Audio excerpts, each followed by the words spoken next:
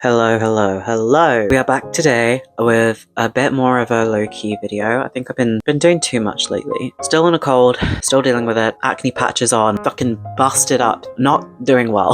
But that kind of is the theme of today's video, in that I want to be talking about what I plan to read in December and just taking it a bit more slow, a bit more chill, and basically just reading how I used to without any like strict TBRs. I also just wanted to reflect on my experience starting to use TBRs this year. It's only this year that I really started doing it. I think I've really been enjoying it way more than I expected. I used to think that it would just put this unnecessary pressure upon myself to deliver a certain number of books, and I would be failing if I didn't hit that number of books or read the specific books that I set myself out to read. But I don't feel that at all, particularly after November, where I've DNF'd 2 books of like a pre-selected TBR. I just don't feel that guilt because I am much kinder to myself than historically I have been with any of my hobbies. So that's a really big positive. But for December, I just thought, you know what, it's going to be a busy month, and let's just read for serotonin. Like, let's really seek out those books that I'm gonna enjoy, feel familiar with, or ones that I've been like dying to get to, but the ones that I didn't get to because I was like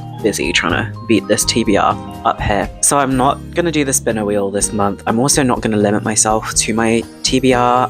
I might choose to do a few rereads. I don't know if there's anything here that I particularly feel desperate to reread, so maybe there won't be any, but I do have a few books that I absolutely know I am going to get to in December, so let's talk through it. The first one is a parcel that I have waiting here for me, and this is, I don't know which volume it is, 9? Maybe 8. Anyway, there's a volume in here of The Husky and His White Cat Shizun.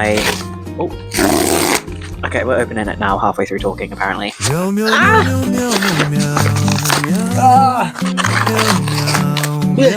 Volume 10! Ooh! That may well have been me opening that parcel. That has just slightly damaged the book. I kind of bent the top cover here a little bit. Look how pretty that is. Wow. Wait, this art is crazy. I absolutely want to read this, volume 10. It's quite small. I really wish that 7 Seas would start releasing longer volumes. It's really starting to piss me off. Money, obviously, they want it, so they're gonna release smaller volumes at the same price. I'm very excited for this one. I can't guarantee that I won't start reading it in November. We're going back in. We're going back in to The Husky and His White Cat Shizun. This whole book feels really slanted. I don't know if it's because I'm holding it with one hand. Give me a second. That's slanted. Do I have like a damaged copy? Was that me? Oh my god! Look how slanted that is. I'm gonna get another book for comparison. Another one of the same volumes, in fact. We're testing. Oh!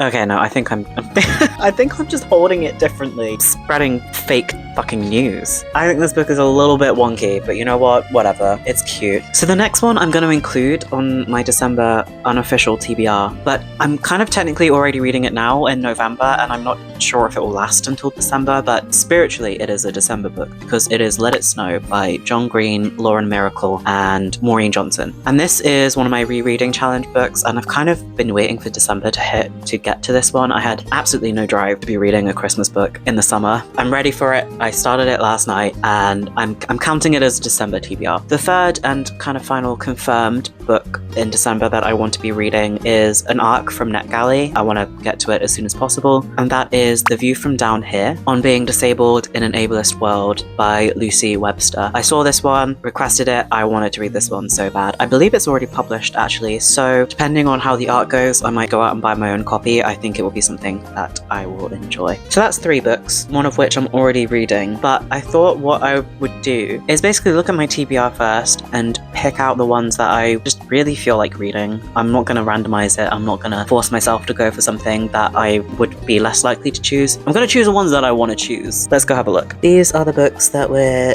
dealing with currently. Excuse my shaky hands. Oh my goodness. The thing is, stuff that's left on my TBR, a lot of it's quite dense or serious, and I don't really feel like reading manga either, because obviously Delicious in Dungeon is kind of calling to me, but I've read it already, so this is more of a collector thing than a TBR. I Who Have Never Known Men by Jacqueline Hartman is calling to me, so I'm probably going to go for that one. Notes of a Crocodile also, because it's queer. I'm kind of interested in that a bit more. Let me set myself back down and I'll show you what I've chosen. Okay, we're back. Wait, no, we're half back. I want to look through my actual bookshelf. Any rereads I want to be doing? Hang on. Do I want to reread Human Acts? No, that's sad. Why would I reread that? Okay, I'm actually back now. I'm back this time. So, from my TBR pile, I have chosen Piranesi by Susanna Clarke. This has been... Everyone's talked about this book. I'm probably a little bit late to it, but I found this copy at a charity store for like £2. Yeah, why the hell not? It's short. It's one of those ones that I've been curious about and wanting to read for a while. Next up is I Who Have Never Known Men by Jacqueline Hartman. This is another one that I've picked up so many times in the bookstore and was like, this sounds exactly my vibe, and I just never got it. Another book always won out. And then everyone continued to talk about it, and I was like, I need to read this damn book. But very excited for this one too, another short one. I talked about this not too long ago, but Red Sword by Bora Chung, translated by Anton Her as always. Very interested in this one. It also just feels and looks really nice as a book, so it has that draw to me to just want to sit, open it, and like get into it. I have no clue what this book is even about. I have a feeling this will be very different from other Bora Chung books, so I'm interested to see how it goes. The next book on my TBR pile that I chose was Notes of a Crocodile by Chiu Mao Jin, translated by Bonnie Hugh. How do you pronounce Bonnie's name? Huey? Apparently her surname is pronounced Huey. This was in the gay section of the bookstore, and I picked it up because I liked the cover, I liked the sound, I liked the feeling of the book. It's set in late 1980s Taipei, and a coming-of-age story of queer misfits discovering love, friendship, and artistic affinity while hardly studying at Taiwan's most prestigious university. And it's told by an anonymous lesbian narrator.